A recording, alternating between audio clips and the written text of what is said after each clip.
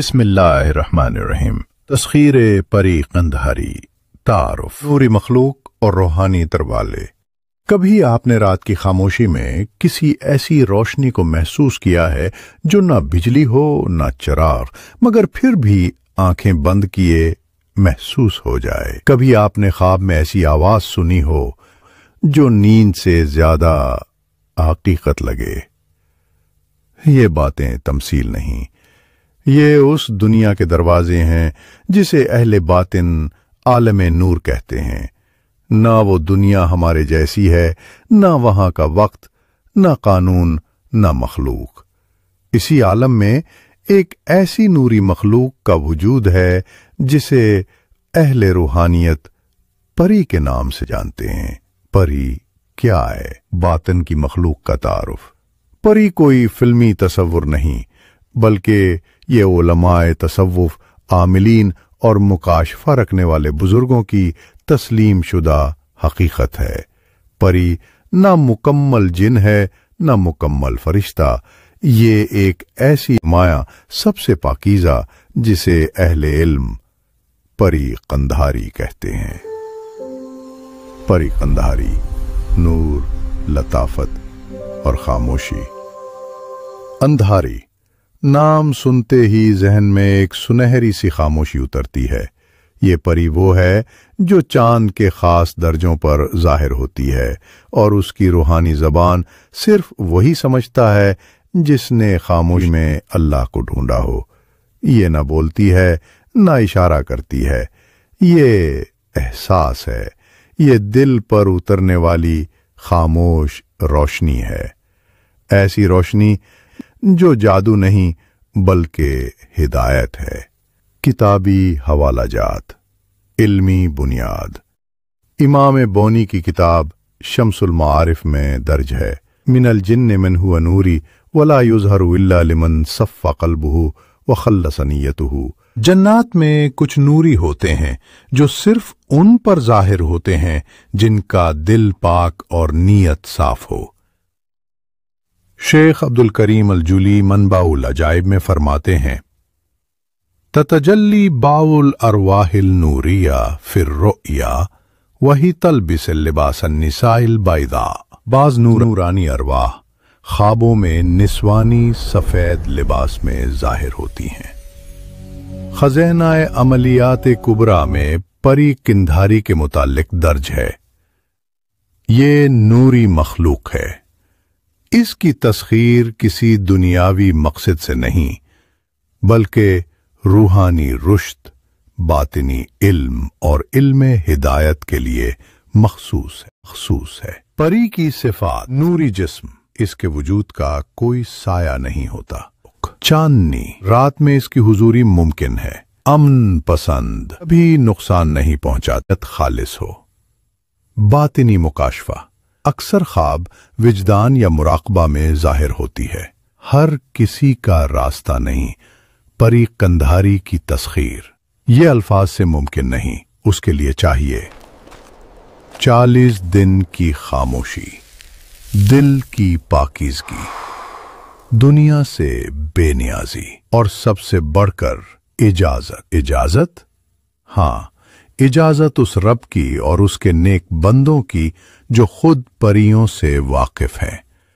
جو لوگ بغیر اجازت، شوق شہرت یا دنیاوی مقصد سے یہ عمل کرتے ہیں، وہ نور نہیں سایہ حاصل کرتے ہیں۔ عمل کا سفر، نیت سے تنہائی تک۔ پری قندھاری ایسے ظاہر نہیں ہوتی جیسے فلموں میں دکھایا جاتا ہے۔ نہ وہ زور سے بولتی ہے، نہ چمکتی بجلی کی طرح آتی ہے۔ وہ آتی ہے جب اندر کی چیخیں خاموش ہو جائیں، جب نفس کی گرہیں کھل جائیں، جب عامل کا دل دنیا سے نہیں اپنے آپ سے بھی خالی ہو جائے۔ یہی چلہ ہے، چلہ کی راتیں، خاموشی کی بھٹی اس دن، نہ گلا، نہ گالی، نہ غرور۔ ہر رات ایک چراغ جلانا، ہر رات ایک دعا پڑھنا، ہر رات صرف اللہ کو پکارنا، بے مقصد، بے آواز، مگر پورے یقین سے۔ عامل دن میں خاموش رہتا ہے، رات کو تنہائی میں لوہے پری قندھاری سامنے رکھ کر زعفران سے لکھا ہوا نقش دیکھتا ہے اور پھر صرف ایک ہی ذکر دہراتا ہے، یا شعائل یا قندھاری بحق نوریات عطیائنی۔ یہ ذکر کوئی جادو نہیں، یہ صرف روحانی دروازے پر دستک ہے۔ نفس کا امتحان، کب آزمائش آئے گی؟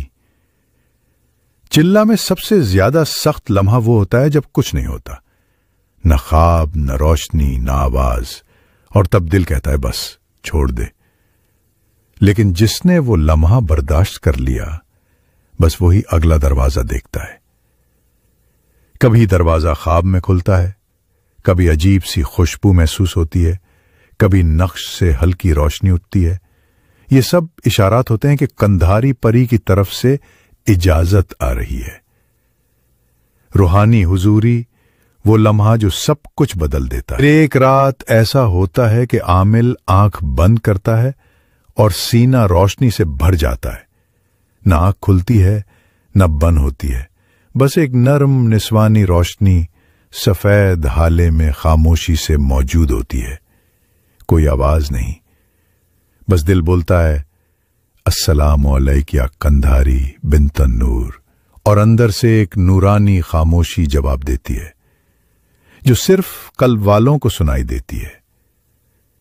تسخیر مکمل، مگر یہ دولت ہر کسی کے لیے نہیں۔